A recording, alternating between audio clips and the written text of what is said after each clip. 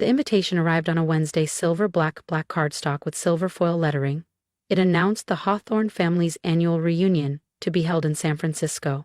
I stared at it, running my fingers along the elegant print, as old memories of eye rolls, snide remarks, and forced smiles echoed in my mind. My name is Maren Hawthorne, though these days in the business world I go by Maren Blake. 15 years ago, I was the family letdown, the artsy one who turned down a slot at Hawthorne Investments to study hotel management in Portland, the black sheep with a dream and no real prospects. My phone buzzed. It was my cousin Serena. I answered. "Maren," she sang too brightly. "Hope you got the invite?" I did. "Well, I just wanted to say, this year's gathering is very upscale. The Celestia Resort is quite refined. You understand, right?" I looked out at the Los Angeles skyline from the penthouse office of Blake Hospitality Group. I nearly laughed. The Celestia? My first 5-star resort. But the Hawthorns didn't know that.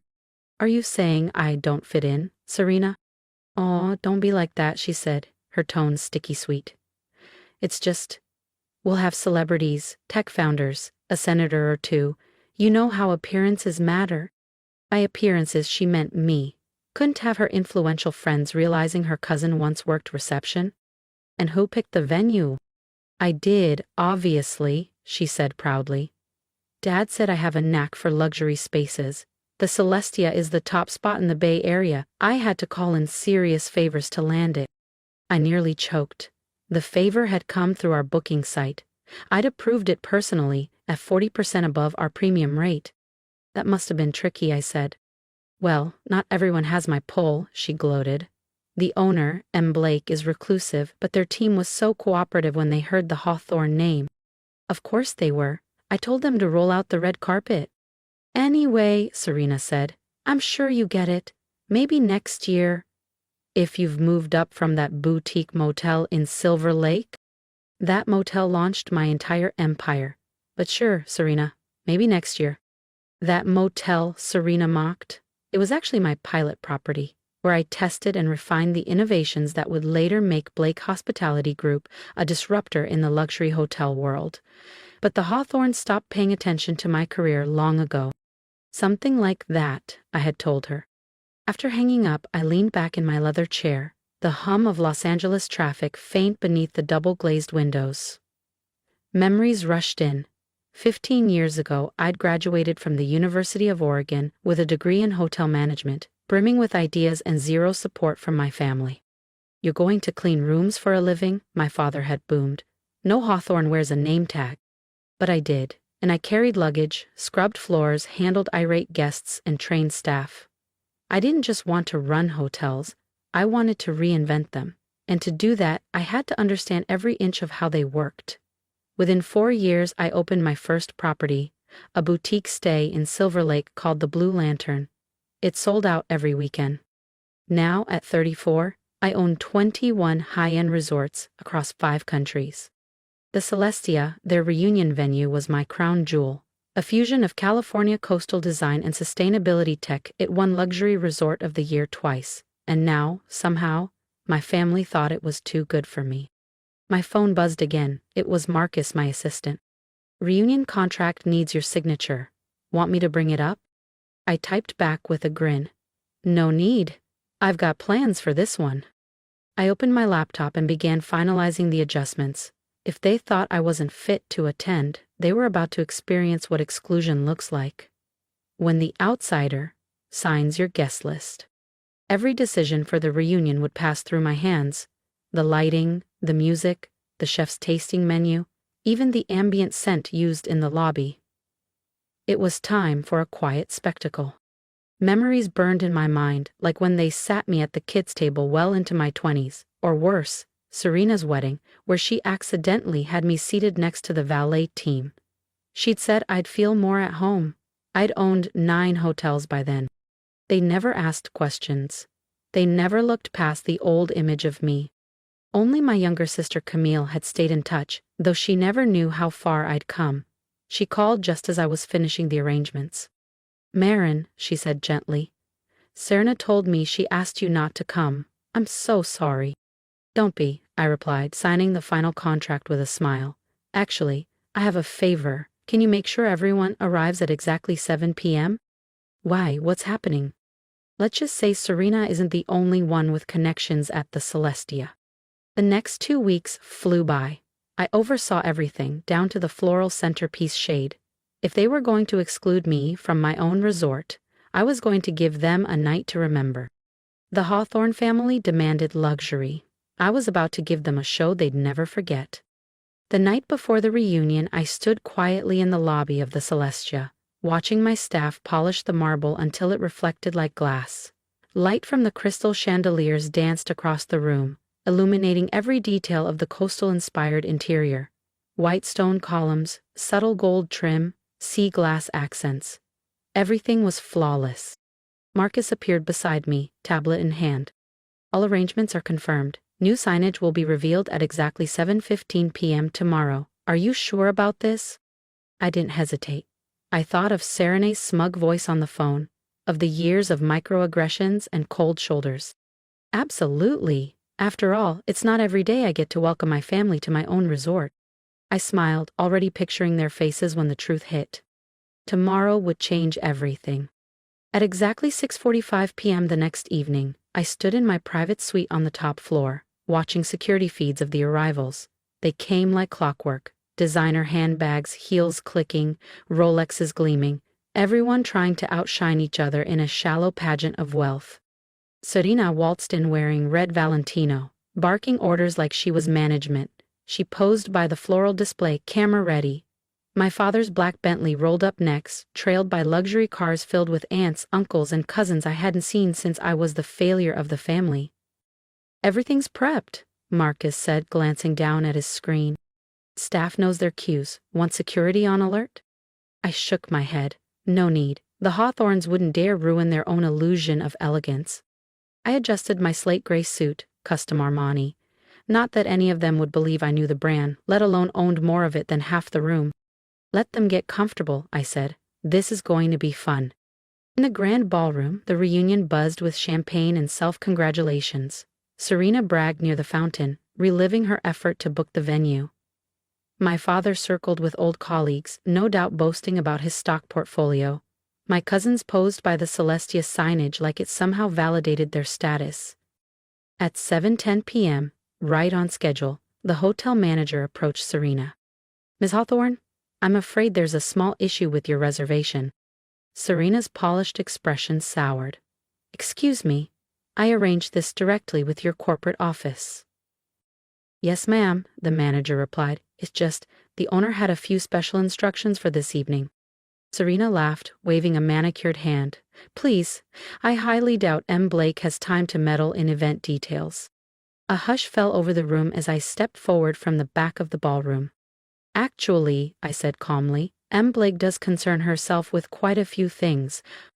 If you felt that moment of quiet victory deep in your chest, don't forget to subscribe to the channel, because what happens next at that reunion will leave everyone speechless.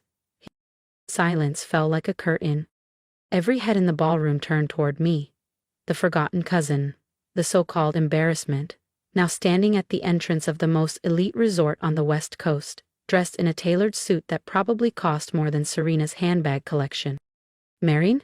My father's voice cut through the stillness. What are you doing here? Serena snapped, trying to recover. She told me I couldn't afford to attend, I said flatly, stepping forward. She was afraid I'd embarrass the family. Serena's face flushed red. This is a private function. I'll have security escort you out. No, I said calmly. You won't. At that moment, Marcus, standing discreetly by the AV table, tapped a button on his tablet. The massive LED screen behind the ballroom's stage lit up. First, the Celestia Resort logo appeared, followed by bold letters that read, Owned and operated by Marion Hawthorne Blake. Founder and CEO, Blake Hospitality Group. A gasp echoed across the ballroom. Glass clinked.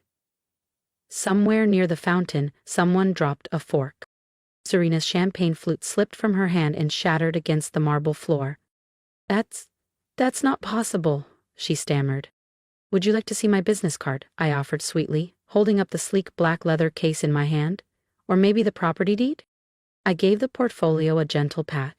My father stepped forward, eyes wide, voice low. You own this place? And 20 other properties, I nodded. Though this one is special, it's where I began my career, back when you said I was throwing my life away cleaning hotel rooms.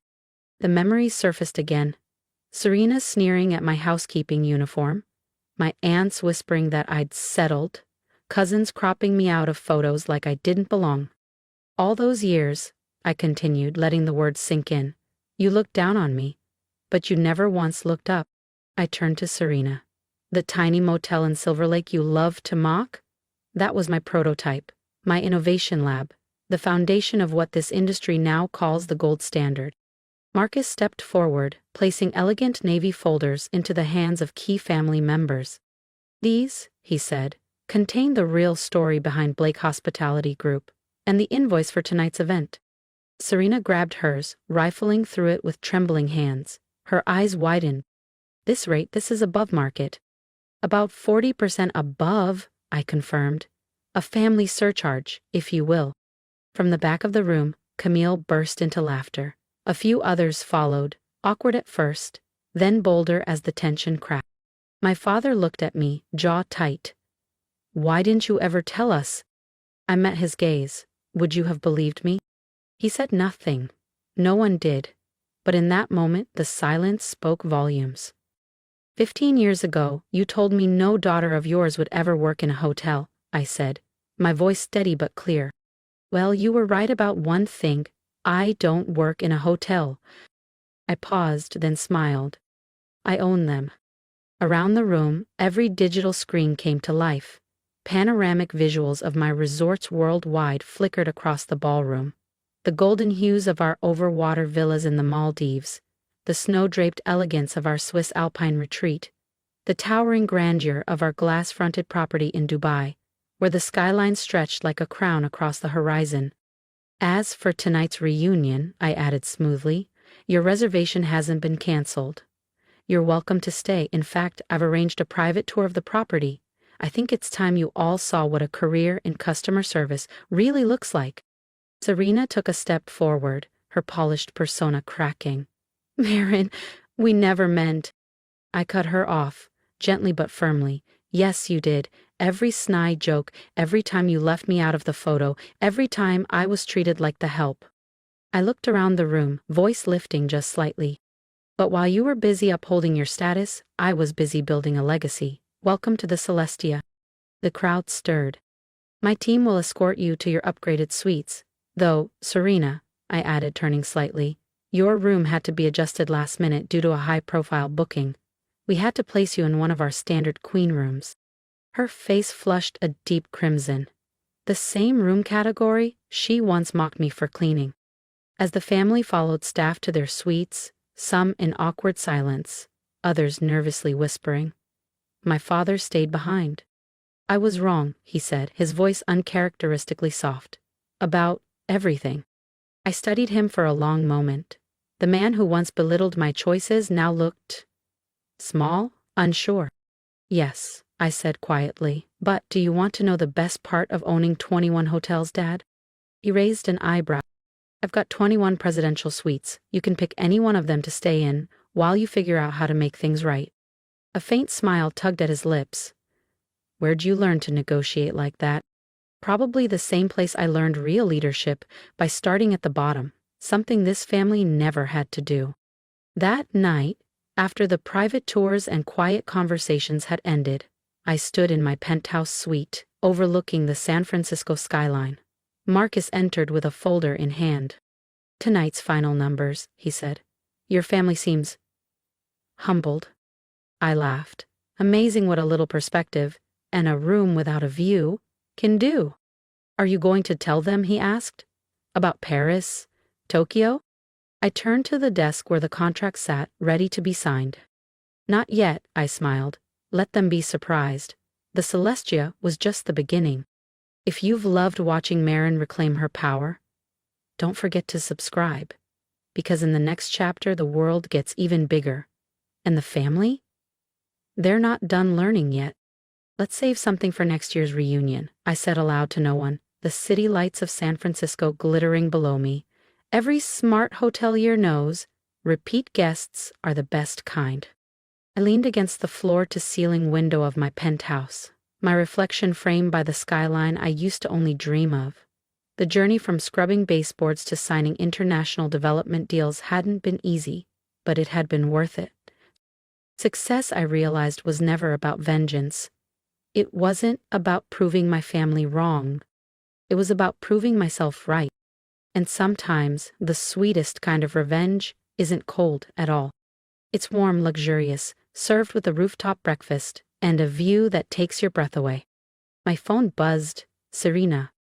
Can we talk tomorrow, please? I smiled, typed back a simple line. Of course, your breakfast reservation is at 9 a.m. I own that restaurant too. There was power in simplicity, not just in money or property or prestige, but in being seen, finally, for who I truly was. Not the help, not the outsider, not the family joke, but Marin Blake, the woman who built something real. The woman who wasn't invited to the reunion because she was too busy hosting it. As I looked out at the city and the glowing signage of the Celestia below, I felt it in my chest, that sense of calm, of closure, of purpose. Tomorrow would bring the next chapter in the Hawthorne family's story. Not one born from old money or empty pride, but from something earned. Because at the end of the day, every great hotel knows the secret. It's not just about offering a bed. It's about giving people something they'll never forget. And tonight, my family would remember. If you've made it this far, thank you for walking this journey with me. I'd love to hear your thoughts. Drop a comment below and tell me what you would have said if you were in my shoes that night. Would you have stayed quiet? Would you have made the same choices? Or would you have done something completely different? Let's talk about it. I read every comment, and your perspective matters more than you know. And if you felt even a flicker of inspiration from my story, hit that subscribe button. There's more ahead, more moments of truth, more family twists, more growth, because this wasn't just about a reunion. It was about reclaiming space that was always mine to begin with. Here's what I've learned. Sometimes the world and the people in it won't see you until you've built something so undeniable they can't look away. That's okay. Let them laugh. Let them doubt. Let them label you the underdog, because quietly, consistently, and powerfully, you can rise. Start small, start where they think you're nothing, and use every slight, every snide remark, every exclusion as bricks in your foundation. You don't need revenge. You just need results. And when that day comes, when they walk into a room you own and don't even realize it yet, smile. Not because you beat them, but because you never needed their permission to shine. Your worth was never theirs to decide. So build, dream, show up. And when you do, I'll be here, cheering you on from the penthouse.